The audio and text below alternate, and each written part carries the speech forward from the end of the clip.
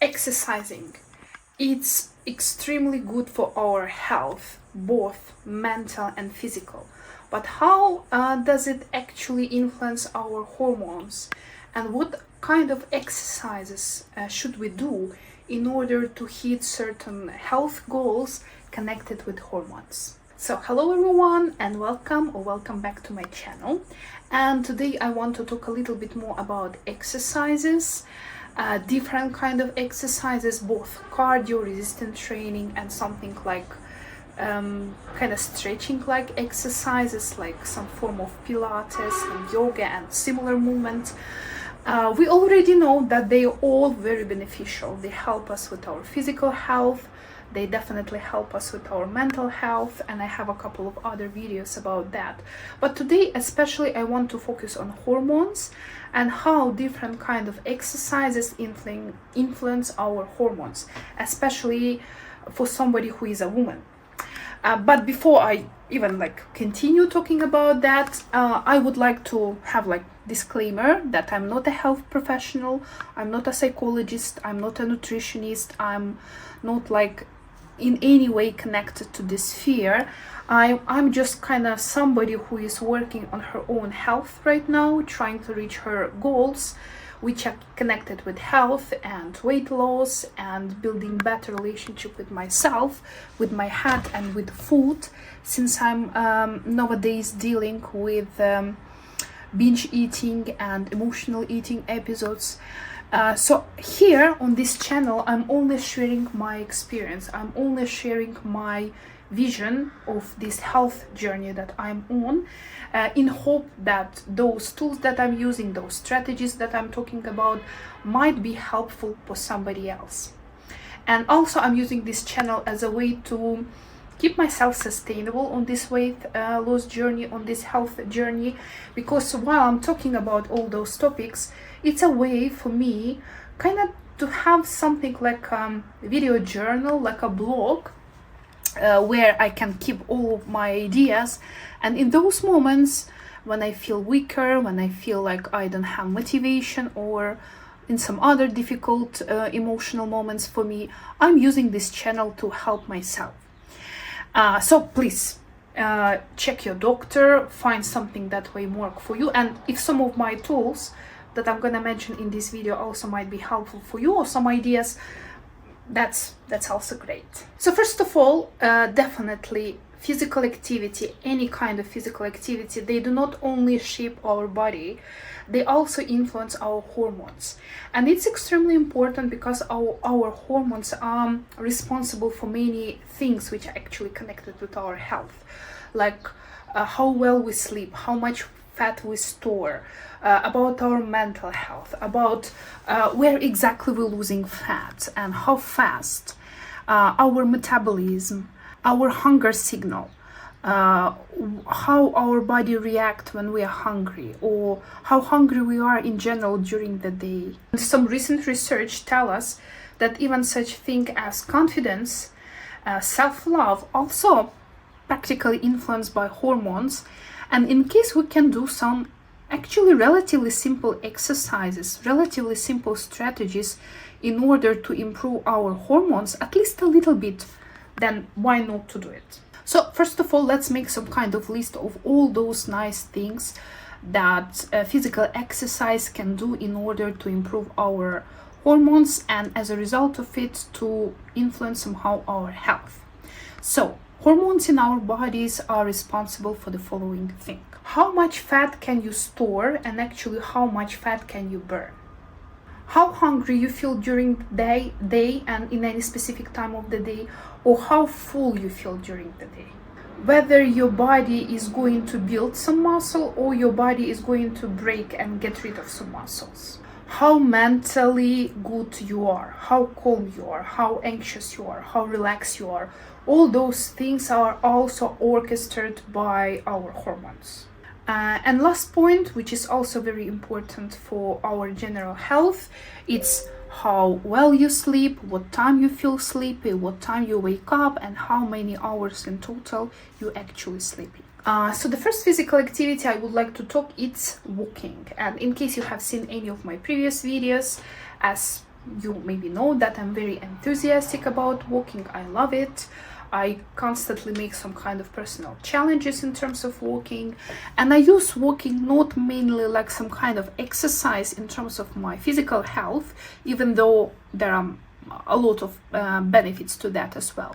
But I'm kind of using walking as a mental exercise, because since now I'm working on some psychological exercises, I'm trying to establish better relationship with myself, I'm working on my self-love, self-acceptance, I'm trying to improve my relationship with food and dealing with all those issues like binge eating and emotional eating and some strong cravings that I might have, especially at night.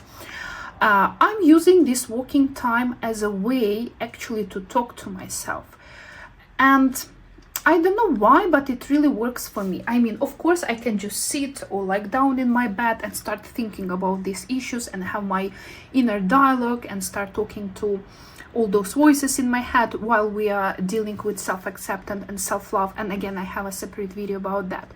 But I don't know why. It's so much easier for me to establish a relationship with myself when I'm actually walking. So at least as of now, and again, I'm only using my personal experience, walking is probably the best mental exercise for me. And it's probably, and at least in my case, it beats all those benefits for our physical health.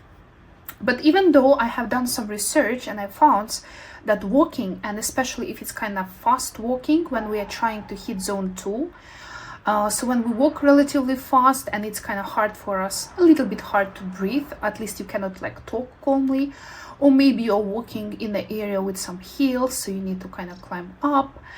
That type of activity is very beneficial for our hormones. And probably the first point mentioned here is cortisol. And cortisol, it's a little bit strange guy. People blaming cortisol for many bad things, but at the same time, cortisol is responsible for a lot of nice things. But at least in this perspective, when we are thinking about kind of bad sides of cortisol, walking is very helpful tool, because walking lower cortisol and lower it pretty significant without any medication or any other tools. So it's kind of when you feel a little bit anxious, just go outside and walk. And especially it's good to walk outside because the science tell us that especially outdoor walking especially beneficial for lowering your cortisol levels. Another hormone to mention here is serotonin. So our mood is getting better, we are getting happier, we love this life a little bit more when we're walking, and it's connected both with physical activity and we're kind of pushing the blood through our body, but also why it's beneficial, especially when you're doing it outdoor, because you see all those nice things, especially if you're walking in a nice place and your eyes are moving. And there is some scientific research that tell us while we are walking and our kind of eyes jumping from object to object, since our eyes practically directly connected to our brain, they stimulate some certain areas in our brain, which brings all those additional benefits to our hormones. So overall, walking is a great tool for serotonin. Endorphin, another guy in this list that also very good in terms of walking.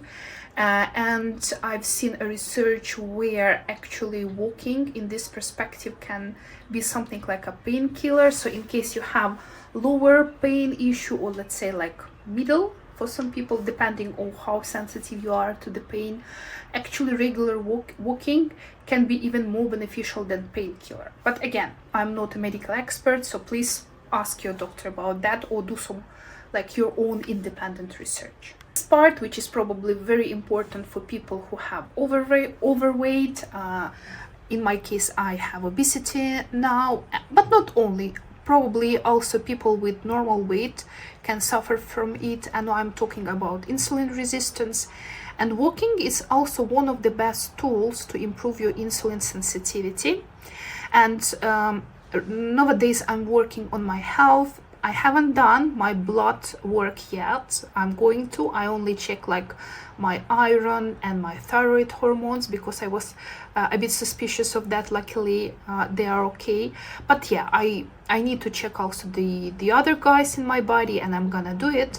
But overall, anyway, because of the food we're consuming nowadays, especially this fast food and all those preservatives and chemicals we have in the food, probably insulin resistant, it's a problem for many people. So in case walking can help us, why not just to go outside and walk? And last hormone to mention in terms of walking is estrogen. It's a bit complex topic, and definitely I'm not an expert to explain that. Plus, your medical history, your kind of some special cases that you have may definitely influence it. But overall, at least from all those small research that I have checked, walking also help women with estrogen regulation, and I think it's a good natural way just kind of to balance all those female hormones. Another benefits of walking that I would like to mention is that comparing to other more intensive form of exercises, when you do more intensive cardio or even probably resistance training, at least science says so that walking doesn't spike hunger as much. And I notice in myself when I do something more intensive, like I used to run a little bit, or at least kind of run in my way of running, and when I'm swimming, especially in kind of little bit cold water, I definitely have a higher level of hunger and I can easily overeat. But walking doesn't spike my hunger as much as any other type of activities. And that's why I think it's a very nice tool for me now while I'm dealing with my food-related issues like binge eating and emotional eating, because I think other types of activities probably gonna spike my hunger way more. But again, I think it's very individual, so probably each of us should test it and observe ourselves and see kind of what works for us. Good thing about walking that it's very safe. You don't need a lot of investment for that. It's practically most people can walk. There is no like very serious restrictions in terms of health and various diseases people might have. So overall, walking, it's a very nice natural activity, low budget, very accessible to people who live in different places. Like you can even walk like in your home, like from wall to wall, and when the weather was bad, I was doing it also. So there are so many pluses to walking, so probably like it's shame that we are not walking more. Next type of exercise that I would like to cover today, it's resistance training, like strength, like body weight, or using some other weights, anyway, to create some kind of resistance. And as you probably know, nowadays it's extremely popular. Everybody talks about the efficiency of resistance training, especially for women, since kind of men always were interested in that, and women, we are kind of we're afraid of all those muscles and all those stereotypes around resistance training. And luckily now the situation is getting better, and more women go into resistance training and see all those benefits. And unfortunately, at least now, I don't feel like I like resistance training, and I mentioned also about that in some of my previous video. I'm kind of working now to kind of make myself to love resistance training. I love walking. Nobody need like there is no need to push me for walking, because I already love it, and like I'm very happy when I have extra time to walk. But it's not like that with the resistance training. It's something that I need to teach myself to love it, and I'm going to make a separate video about that, how I'm working on that. But anyway, the purpose of today's video is mostly to talk about all those benefits, and definitely resistance training has lots and lots of benefits for our hormones. So resistance training is very good for growth hormone and all those aspects that it has, and also for testosterone regulation. And we women should not be afraid of the word testosterone, because we also have a bunch of it in our body. probably even like more than even than we have our female hormones. And it's a tough definitely a very complex topic, and I'm not going to talk about that. Please check some health specialist. There is a lot of information about testosterone in women and how important it is. But overall, resistance training help with regulating both testosterone and growth hormones. That's why we do need to have them in our routine, those resistance training routines. Next part, it's again insulin sensitivity. So same like walking, resistance training help us quite a lot with getting more sensitivity to insulin and dealing better with carbs especially, and all those benefits that come with that. Next hormone to mention here, it's adrenaline. It's kind of short form, so it doesn't give us constant effect. It's kind of short-term effect, but still at least for that time when we are doing the exercise and sometime after we already accomplished that exercise, adrenaline boosts our metabolism, and we have all those benefits connected with that. Of course, you know that resistance training help us to keep our muscles, and especially when we're getting older, and now I'm almost in my 40s, so I'm thinking more and more about this, about how not only to save those muscles that I already have, but how to build more, because more muscles have so many benefits for our general health. And resistance training, probably that's the biggest helper here. Of course, we can gain some muscles while doing different kind of activities, but resistance training, especially targeting muscle growth and taking into account how important muscle mass is and how important muscles are, we definitely need to invest some time into that. And the last type of exercises that I would like to talk about, it's exercises like yoga, Pilates, and similar movements. I cannot say that I'm a big fan of those, even though in the past I visited regularly. I was visiting Pilates classes and I visited a couple of yoga sessions as well. And overall, I like it.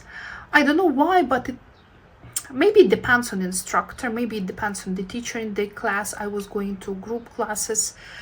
It was kind of a little bit boring to me. Or maybe just in general, I find this type of exercise boring. But now I'm trying kind of to rediscover it again. I found some nice workouts online, which are kind of more interesting.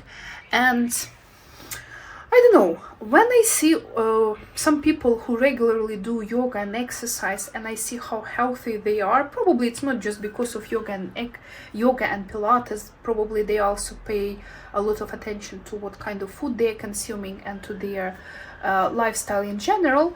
But I feel, at least I feel like this, that Pilates type of exercises and yoga type of exercises, those type of routines, gonna be beneficial for me, and I definitely want to add them to my routine for different health purposes. And let's talk actually about what kind of health benefits in terms of hormones these type of exercises can offer us. Again, the first guy on our list is cortisol. These type of exercises, because kind of they are more slow and smooth, same like walking. So we are not walking too fast, we kind of still, like, we are not running, we are walking. And when we're talking about Pilates, yoga, or similar movements, we are also kind of more slow, more calm, more smooth, which helps to us to reduce cortisol and all those benefits that it leads to. Next important thing here to mention is GABA, and I don't have a lot of information about it to share since I'm kind of just discovering it for myself as well.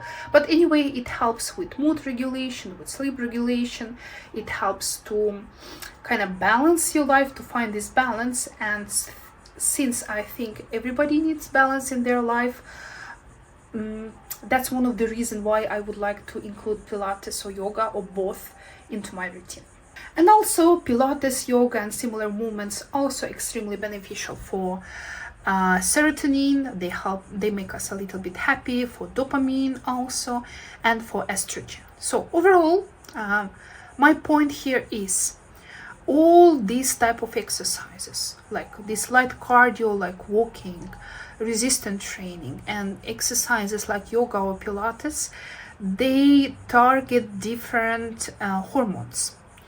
And in case we are able to build our life, we are able to build our routine in that way that a couple of times per week we may have resistance training. Like a couple of times per week we can have walking, for example, in the morning, and a couple of times per week we can also arrange a session with some Pilates or yoga. We're kind of going to cover all of them. So we're gonna do a lot of good things for our hormones, different kind of hormones. This is something that I'm thinking about it quite a lot. Unfortunately, I'm working. Like, yeah, we all need to go to work and kind of earn some money and pay our bills. So not for everybody it's a realistic scenario to have like all those routines together. Not all of us can fit them into our schedule. People have families, people have responsibilities. Yeah, some people are lucky enough to have that extra time, but like not everybody. That's why I'm thinking about some kind of combination. So it's like on some days when I do a certain workout, I can include, for example, Pilates and resistance training, or choose a form of Pilates which is kind of more hitting muscles than others. And there are some directions like power yoga, like power Pilates. Nowadays we have a lot of options to choose from. And with walking, I'm completely okay. Walking, I enjoy. I'm trying to walk every single day. So like, I think with walking, I'm okay. But with resistance training and with yoga / Pilates, I still need to work a bit more in order to put them into my regular schedule and be consistent about this. So I hope you find this video useful. I'm not a gym rat. I'm not the one who loves exercises like crazy, even though I understand that exercises are extremely important for our physical and mental health. But since I'm getting older and I'm being more and more conscious about my life, and I'm thinking what kind of person I would like to be when I'm 60, 70, 90, 80. And in order to be that person, in order to be still active, and in order to be able to do many things that I would like to do when I'm older, I understand that I need to invest my time into that now, in order not to regret and start thinking about it when it's kind of too late. So I hope you find this video useful. If you have some strategies how to make yourself love some type of exercises that you don't like that much, please share them in the video, because under this video in the comments, because nowadays I'm actively collecting these tools, and I'm thinking that okay, maybe not this summer yet. This summer I still just will try to walk and do all those mental exercises in terms of self-love, self-respect, and other selves. But my big goal for upcoming autumn is actually to start incorporating resistance training, especially, and also yoga, Pilates into my routine, because I think they will be extremely beneficial for me. So thank you for staying here with me. If you like this video, please like it and subscribe to my channel, and I will see you soon.